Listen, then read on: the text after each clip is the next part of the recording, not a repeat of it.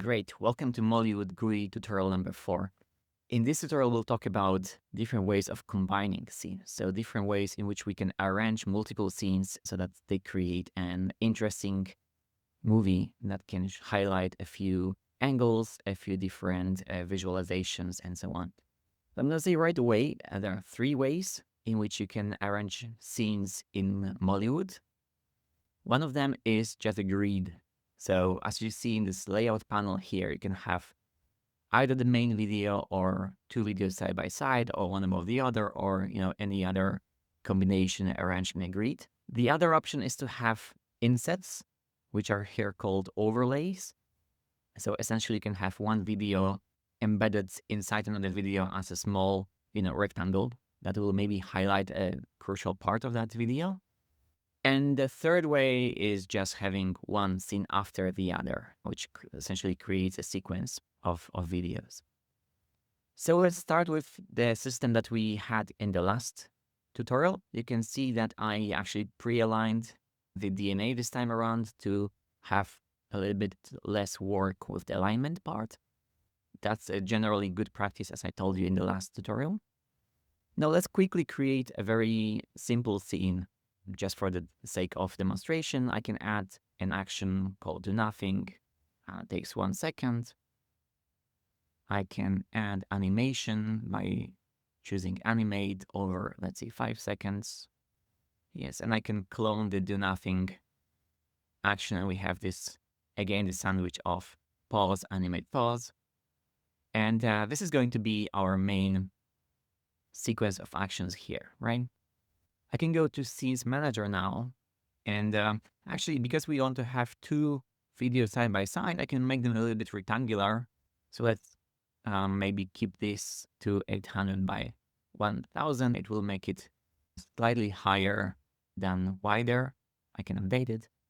And now that I have a basic setup for this scene, I can clone this scene with contents, right? So I have now 2 scenes. They're in principle independent, but they share the same sequence of actions. So what I can do now is I can quickly preview the first one. And as you remember, if you click preview, it will first ask me if I want to use the current visualization as source. I want that. I can do the preview. It should actually start from the beginning, go through the whole animation, and get to the end.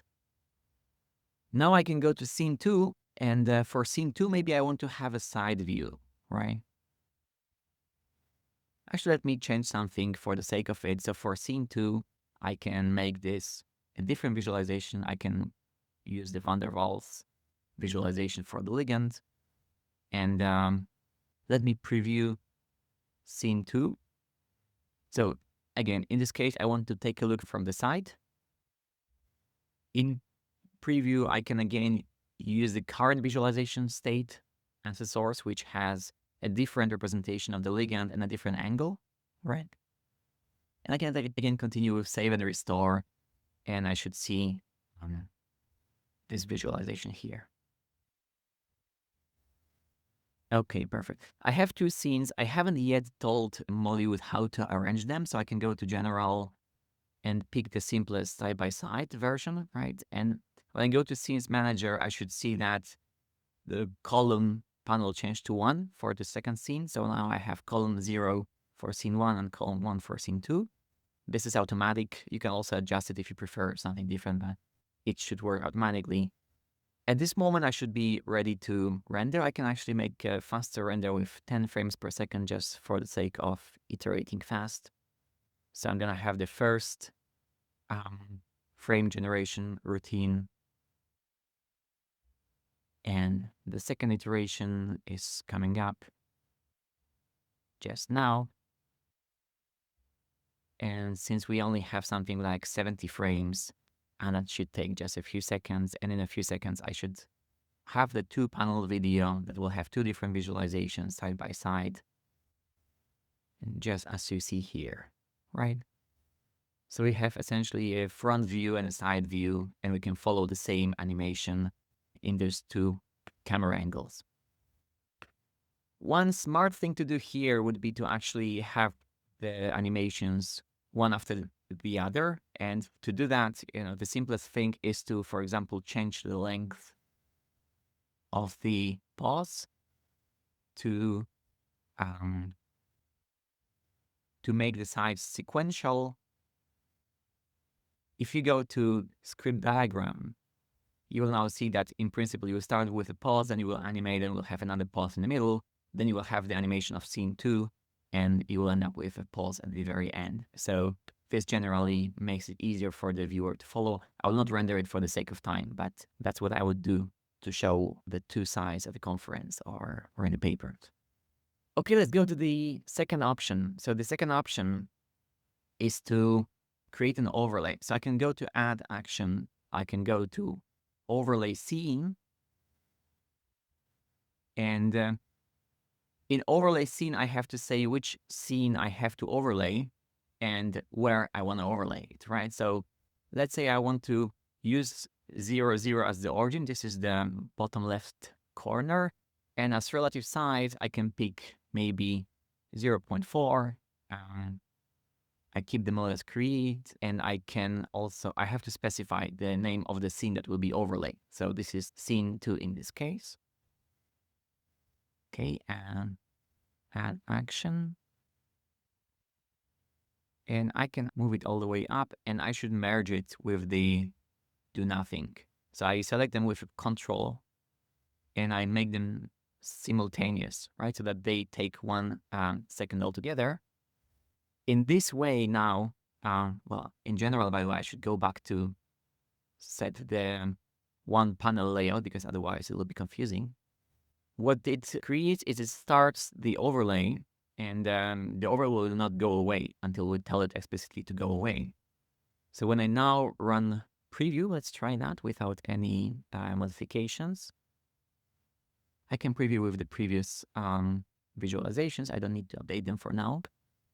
But what I will see is this blue rectangle that will indicate me the position of the overlay, right? So I can move it around if I don't like the position. But for now, let's try it. Again, we're doing it for the sake of just learning. We're not trying to get a prettiest visualization. If I run render, in this case, we'll again render both scenes, but the second scene will be placed in the bottom left corner of the first scene. Let's wait for it a few seconds. We've got the rendering of the second scene.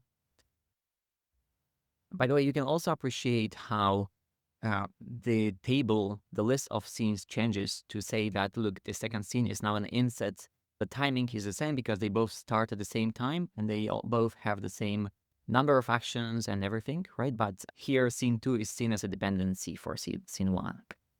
So in this way, you can kind of clearly see which is the main one, which is the dependent one. I just realized I did not change the length.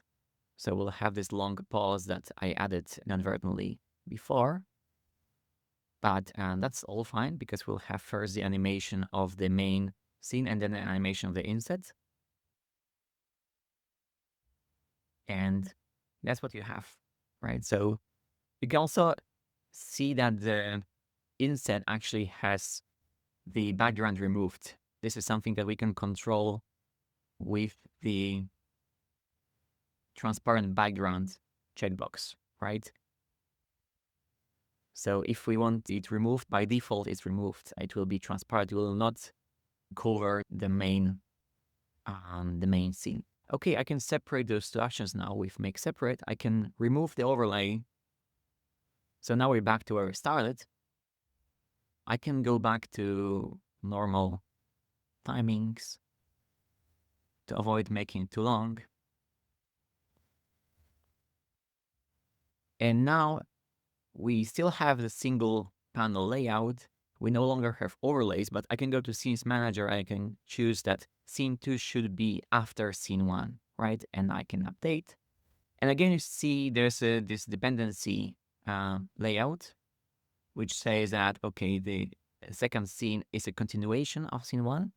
You can see the timing actually changed. So the second scene goes from 7 to 14.